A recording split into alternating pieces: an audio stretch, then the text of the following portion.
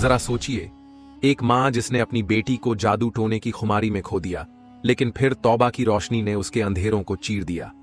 क्या वो माँ अपनी बेटी को फिर पा सकेगी, या उसका हराम इल्म उसे तबाही की ओर ले जाएगा? ये कहानी है एक दर्दनाक सच की, जहां मोहब्बत, तौबा और हकीकत का संगम है। तैयार हो जाइए एक ऐसे सफर के लिए जो आपकी रूह को झकझोर कर रख देगा। गली के आखिरी सिरे पर एक पुराना सा टूटा फूटा मकान था। उसके दर ओ दीवार से जैसे सदियों की उदासी टपक रही थी। दरवाजे की झिड़ी से धुआं निकल रहा था और अंदर किसी औरत के रोने की धीमी आवाजें सुनाई दे रही थीं। ये सालमा का घर था, एक बेवा औरत जिसकी जिंदगी ने उसे हर मोड़ पर आजमाया था।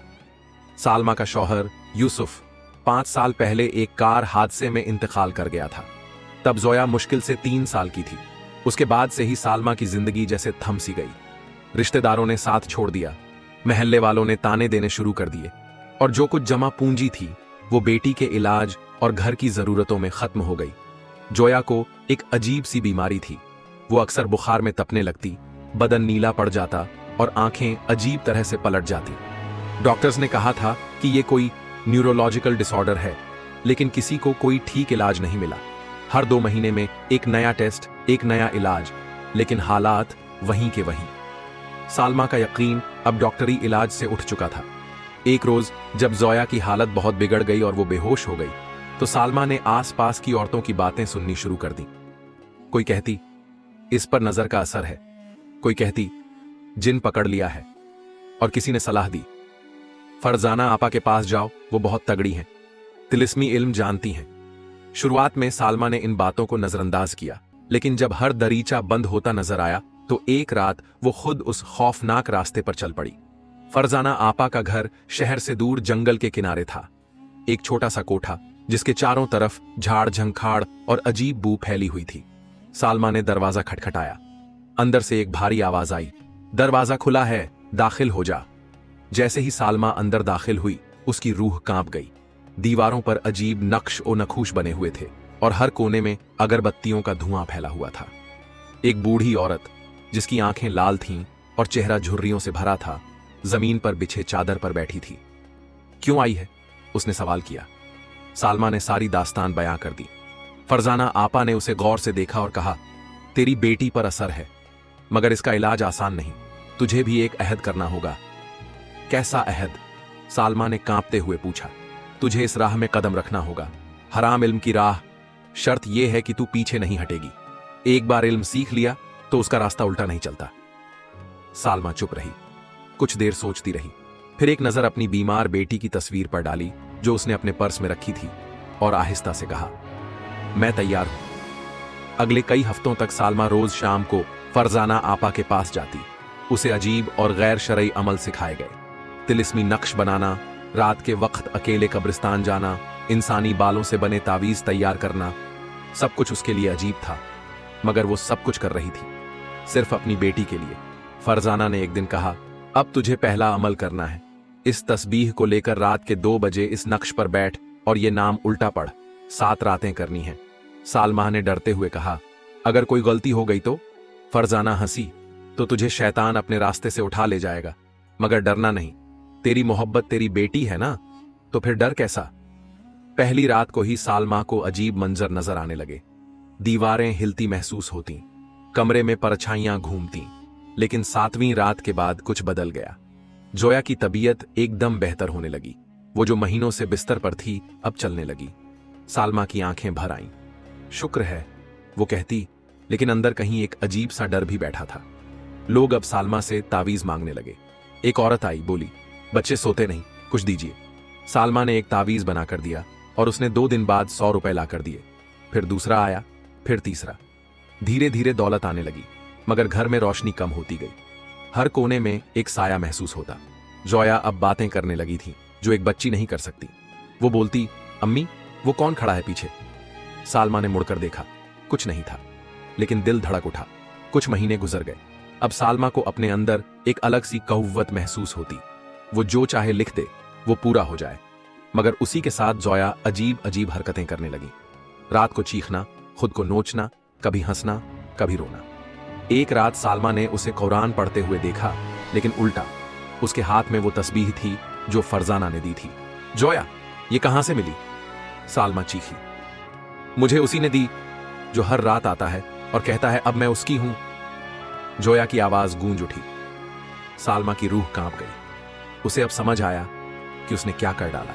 उस रात जैसे पूरे घर पर खामोश कहर उतर आया था। जोया एक कोने में बैठी हुई थी। उसकी आंखों में अजीब सी चमक थी। ना वो डर रही थी, ना ही परेशान।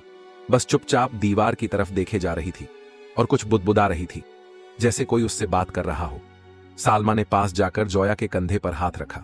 जोया, मेरी जान, क्या कह रही हो? जोया ने एकदम गर्दन घुमाकर मां की आंखों में देखा और मुस्कुरा दी। लेकिन वो मुस्कान जोया की नहीं थी। वो कुछ और थी, ठंडी, बेजान और खौफनाक।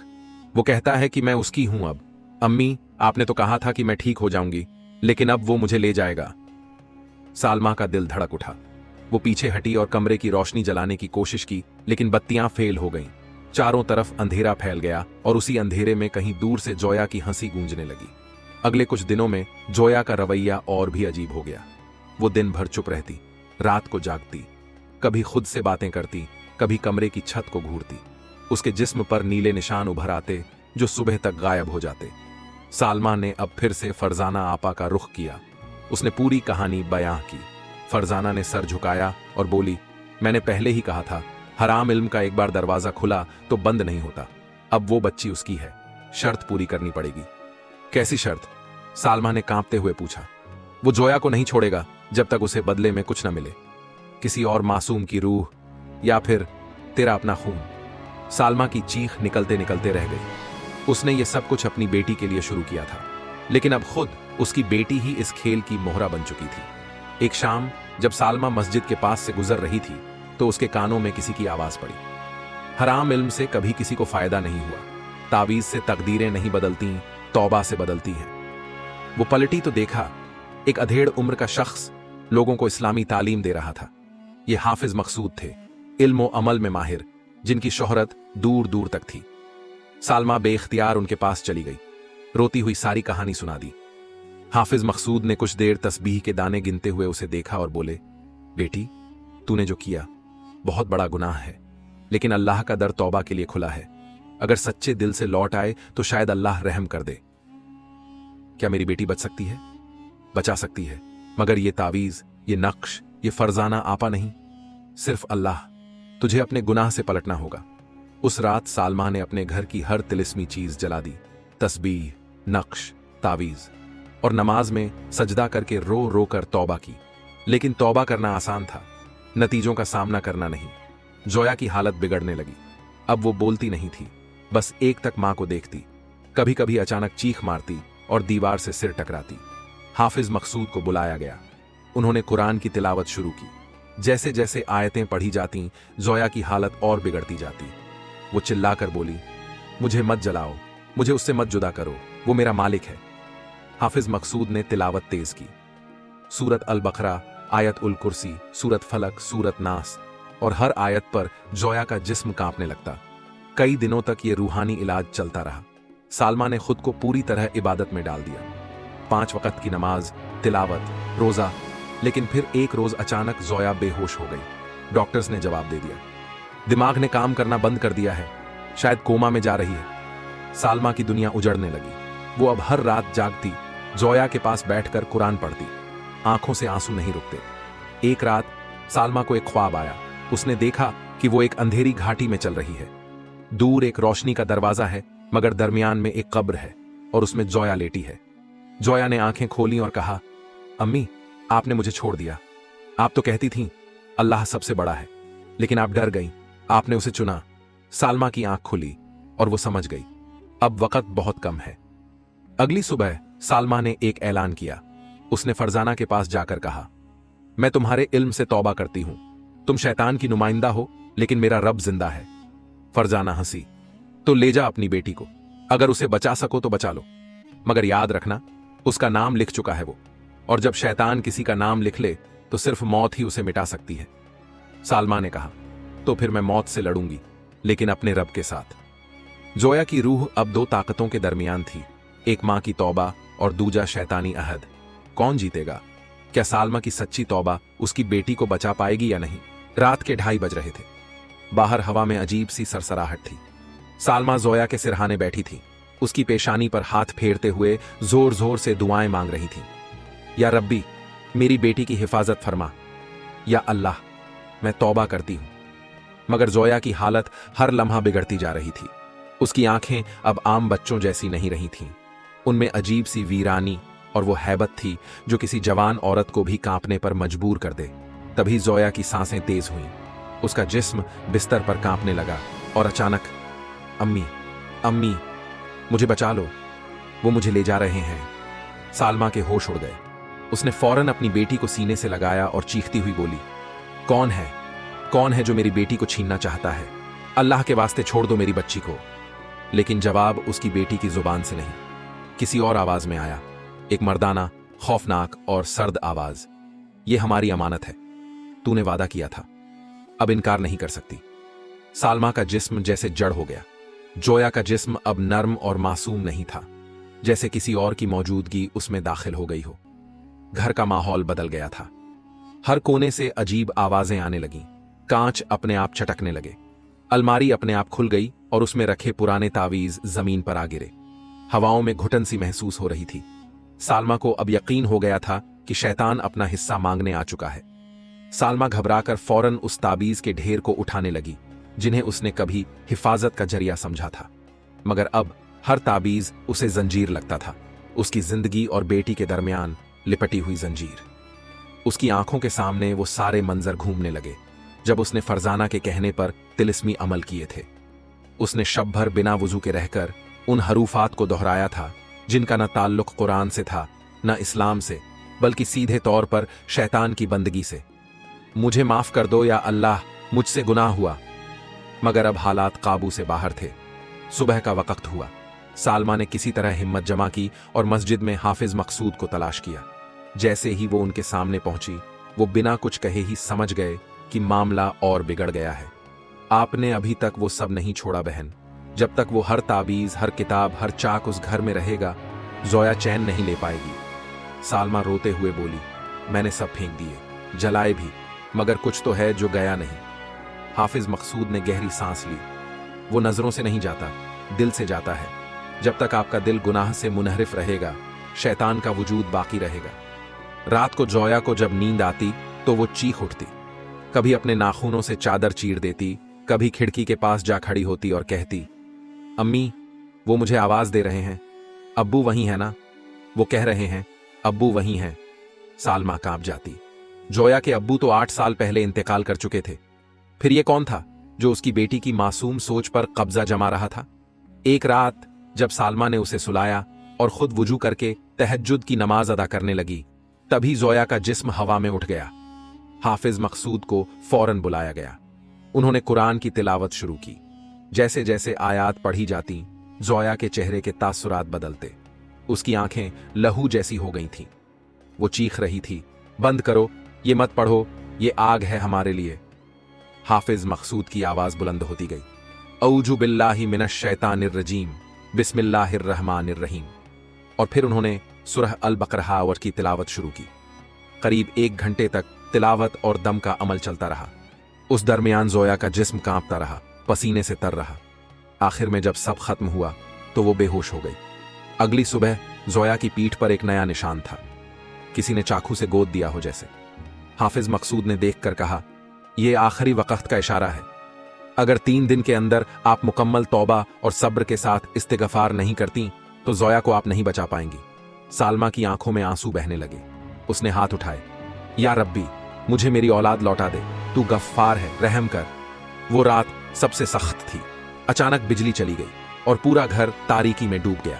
कमरे में दीवारें थरथराने लगीं। जोया की चीखें इतनी तेज थीं कि जैसे पूरा मोहल्ला जाग जाए, मगर किसी को कुछ सुनाई नहीं दे रहा था। सालमा ने अपनी बेटी को गले लगाया, मगर वो अब कांप रही थी। उसका जिस्म बर्फ जैसा ठंडा हो चुका था। तभी जोया की आंखें खुलीं और वो धीरे से बोली, अम्मी, अब बहुत देर हो गई है, मैं जा रही हूं। जोया की आखिरी बातों की गूंज सालमा के दिल में जैसे सरे शाम एक गर्म सुई की तरह घुस गई।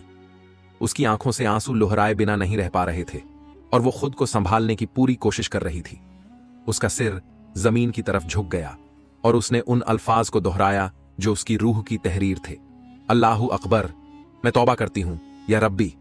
सालमा के होंठों से यह पहला सच्चा सिजदा था जो दिल के गम, खेद और नादानी का इजहार था।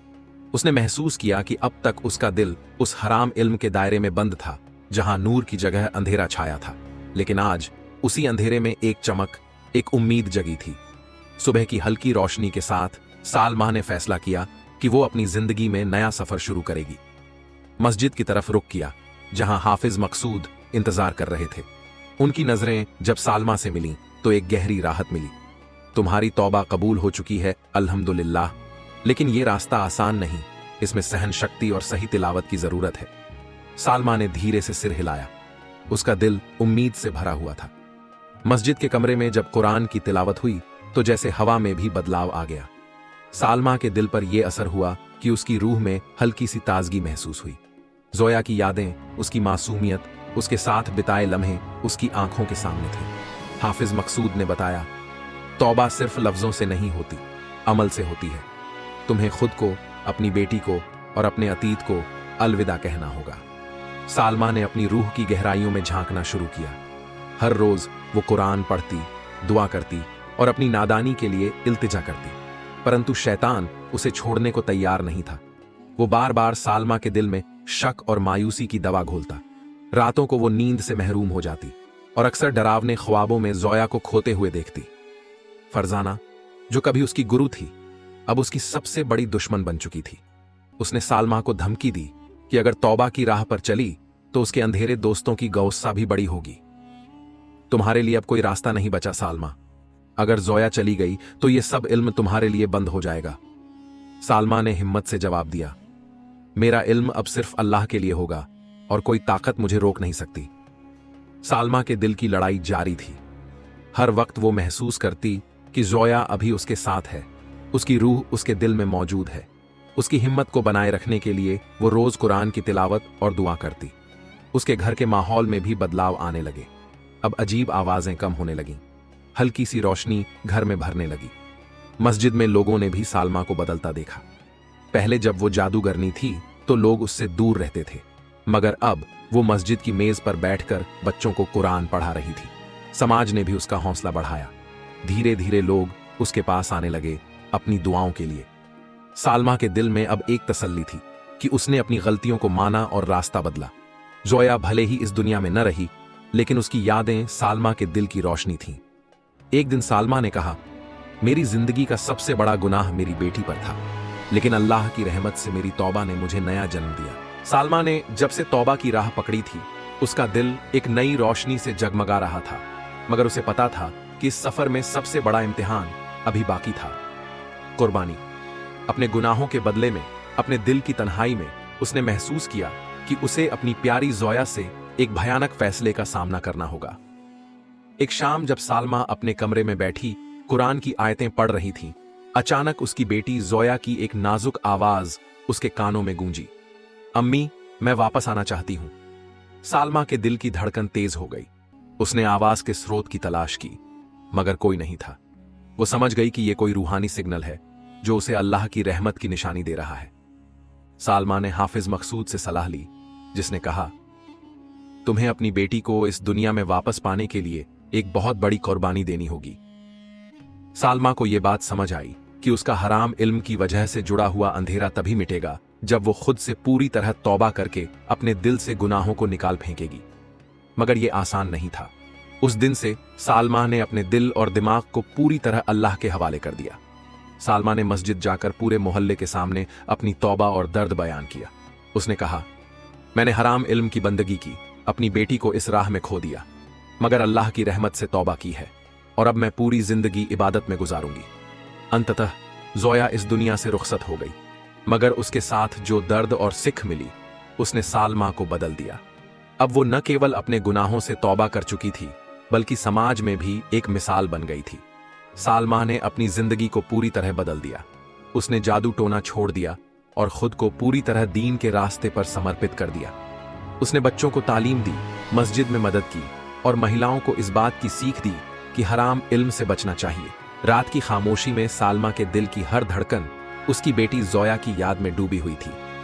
जोया का इंतकाल उसके दिल पर गहरे जख्म छोड़ गया था, लेकिन उस दर्द के बीच एक नई रोशनी की चमक भी थी। सालमा जान चुकी थी कि इस दुनिया में उसकी असली जंग खत्म हो चुकी है और अब उसका नया सफर शुरू हुआ था, रूहानी तौबा का, जिसने उसके जीवन को हमेशा के लिए बदल दिया। जोया के जाने के बाद सालमा ने खुद को पूरी तरह अल्लाह के हवाले कर दिया। उसके दिन इबादत, तिलावत और दुआ में गुजरते थे। वह अब किसी भी तरह के हराम इल्म से दूर रहती थी। उसका दिल अब तन्हा नहीं था, बल्कि उसने अपने दिल को नूर से भर दिया था। सालमा अब मस्जिद की नियमित आगाह बन गई थी। उसकी बातों में सच्चाई और तौबा की ताकत झलकती थी। महिलाओं और बच्चों के बीच वह एक मिसाल बन गई थी। उसकी कहानी सुनकर लोग रोते, सोचते और अपने गुनाहों से तौबा करने की ठानते। कभी वह जादूगरनी थी जिसने हराम इल्म के खतरनाक रास्तों को अपनाया था, लेकिन अब वह उस जिंदगी को पूरी तरह छोड़ चुकी थी। अतीत की वो कड़वी यादें अब उसके लिए एक सबक बन गई थीं। वह जानती थी कि जिस रास्ते पर चलना था वह अब सिर्फ रूहानी नूर का रास्ता था। एक दिन मस्जिद में खड़ी होकर सालमा ने महसूस किया कि उसकी दुआएं कबूल हो रही हैं। उसकी आंखों में आंसू थे, लेकिन वे आंसू गम के नहीं, बल्कि तौबा की मिठास और अल्लाह की रहमत की गवाही थे। उसने कहा, हे अल्लाह, मेरी नादानी को माफ कर, मेरी बेटी की रूह को जन्नत में जगह दे, मुझे सही रास्ता दिखा और मेरी तौबा को कबूल फरमा। पहले जहां मोहल्ला सालमा से डरता था, अब वहीं लोग उसके पास आते थे। उसकी मिसाल से सबको प्रेरणा मिलती थी। सालमा ने अपने ज्ञान को गलत रास्ते से निकालकर सही रास्ते पर लगाने का हुनर हासिल किया। वह दूसरों को भी हराम इल्म से बचने की सीख देती। सालमा ने कहा, अगर कोई भी गलत रास्ते पर चल रहा है तो उससे कहना कि तौबा का दरवाजा हमेशा खुला है, चाहे कितना भी बड़ा गुनाह क्यों ना हो। अल्लाह की रहमत से कभी निराश ना होना। सालमा ने हर रोज अपनी बेटी के लिए दुआ मांगी। उसने जोया के लिए जन्नत की दुआ की और खुद के लिए भी दीन की सच्ची तौबा की ख्वाहिश रखी। उसकी नजरें अब साफ थीं और उसका दिल तन्हा नहीं था। सबक, एहराम, इल्म का अंजाम दर्दनाक होता है, जो इंसान को अंधकार की तरफ ले जाता है। तौबा और अल्लाह की रहमत की उम्मीद कभी नहीं छोड़नी चाहिए। मां की मोहब्बत कितनी बड़ी ताकत है, जो गलत राह से भी वापस ला सकती है। अंधेरे से निकलने के लिए दिल की सच्चाई और सही रास्ते पर चलना जरूरी है। समाज में भी इंसान का बदला हुआ रूप मिसाल बन सकता है।